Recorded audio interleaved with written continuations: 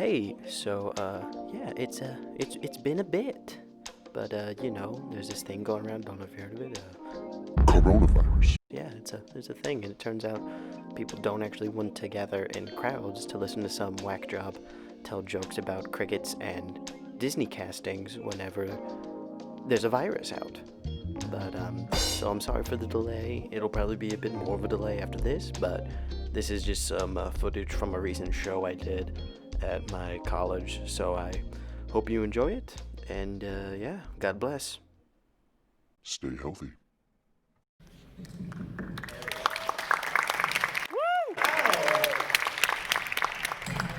Goodness, I've never performed this much space in my life.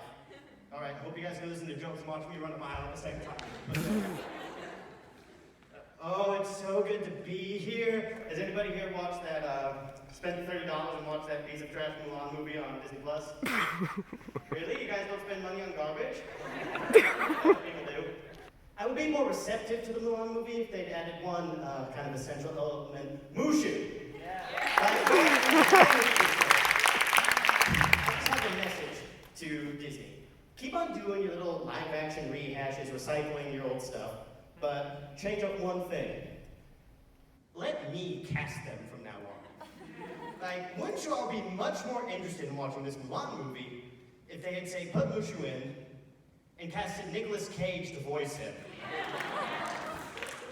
All right, Mulan. Dishonor on you! Dishonor on your cow! Yeah, that one's good? Alright, what about this? Let's make live-action Tangled. Live-action Tangled.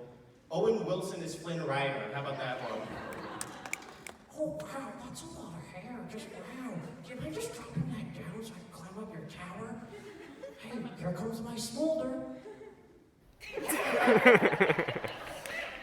Here's a weird one. Next election season, let's redo Cinderella and cast Bernie Sanders.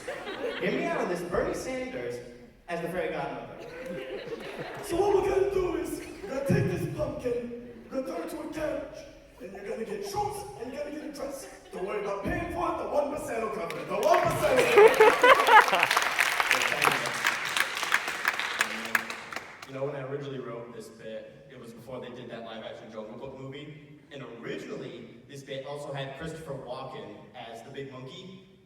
And then they did it! And it is the best thing Disney has ever done change my mind. Because it's like, Ooby-Doo! I want to be like you. I want to talk like you. Walk like you. A true. I don't know, times are changing, like ridiculous amount of times changing. Like this whole COVID stuff is just driving me insane. Like for one thing, every time I leave the dorm right now, my face starts itching. I mean, you have a mask and you can't use your hands, so and then I end up looking like a cat for the next 30 minutes. Saw this one idiot trying to use his elbow one day, just. But no, it's like times are changing and there's nothing wrong with that. So, to help out with things, I've decided to do a public service. You're welcome. And I've made this, the COVID Dictionary, because words are changing their meanings. Like words that used to mean one thing are meaning something completely different. For instance, personal space.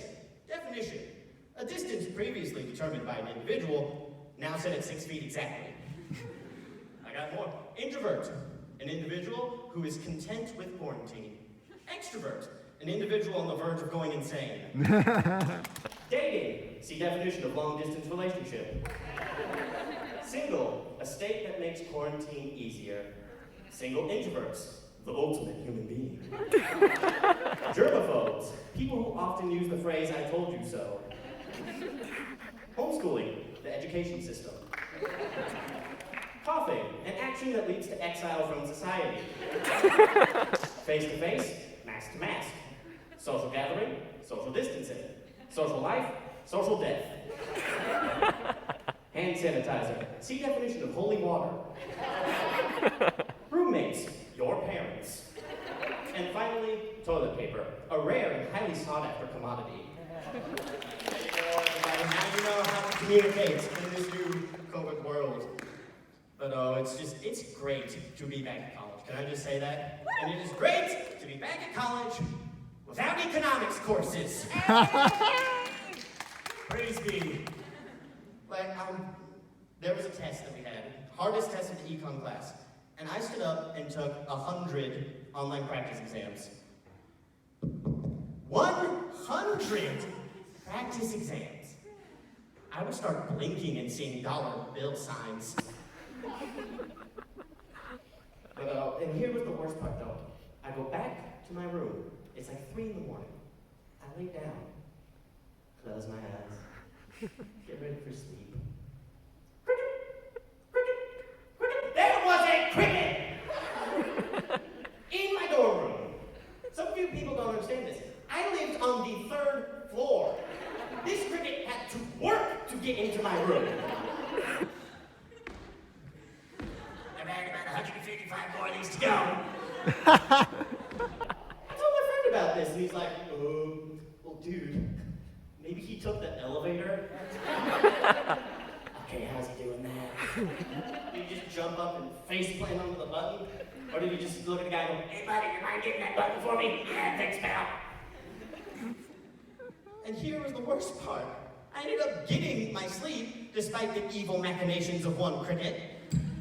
Then I go to class, and all of a sudden I start hearing... There was construction going on the floor beneath us. You'd think the professor would be like, oh, we can't have any of this. Nah. He's like, it will be good for you. How many economists are working in construction sites? When do I have to work through this? And then after the class, he goes, by the way, your next exam is going to be even more difficult. How? You're just going to come start shouting in our faces like a drill sergeant? All right, you maggots! I'm here to train you to be lean, mean, GDP-causing machines. Now tell me, is trade good for the economy? True, yes, sir! Does printing more money cause inflation? Sure, yes, sir! That is right. Now drop it, give me a production possibilities frontier. All right.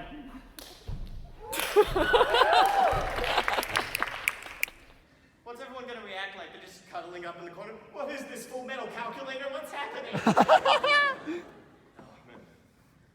I must have you ladies for watching me do those push-ups. I heard it. I know what you were thinking. I know what you were thinking. And stop it. Stop thinking that. Because I do not trust women who are interested in me anymore. Some of you looking at me like I'm crazy. I have a reason. The year? 2014. The place? Bible camp. You heard me correctly. This went down in a church camp. I'm just sitting here, and my buddy comes up and he's like, hey Max. I'm like, what's up? He goes, you know that girl Valerie? I'm like, yeah, I think so. Why?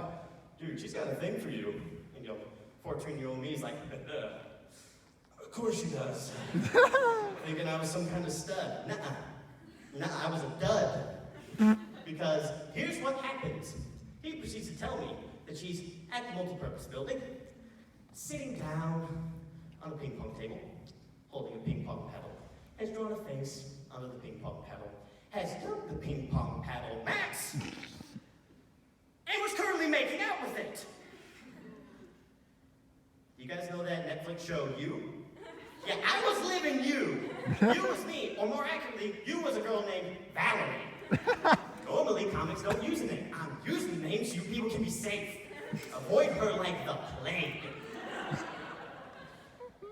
So I just went with the mentality of like, okay, it's fine. I just need to avoid her, and everything will be fine. Sure it will be. Your dreams are lies. Because I was sitting in a Noah's Ark playground set. I was in the bottom of the boat, just studying Bible verses like a good little Christian boy. When all of a sudden, hey Max.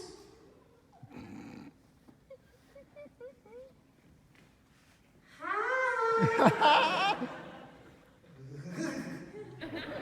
She proceeds to just waltz her way in, goes to the ladder to the upper deck, splays her body through it, bends down like this, this far from my face, not 6 feet like regulation, might I add, and proceeds to go, "Do you think I'm pretty?" Allow me to reiterate a key factor. This is church camp! This stuff does not happen here! She was right there, staring at me, waiting for her response. Some of you thinking, why didn't you just leave? No. For all I know, Cirque du Soleil here is just gonna shoot out of a ladder like one of those inflatable noodle men at a car dealership and just snag me. I can't say yes, because you know, that'll just make my situation so much better. I can't say no because my conscience wouldn't let me. So what did I decide to say?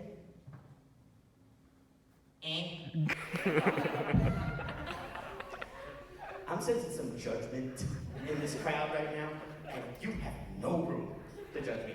Unless you have been cornered in a biblically-themed playground set before by a future serial killer trying to reenact the makeout scene from the Spider-Man movie, you have no room to judge me. All right, that's it for me. Thank you all very much. Woo!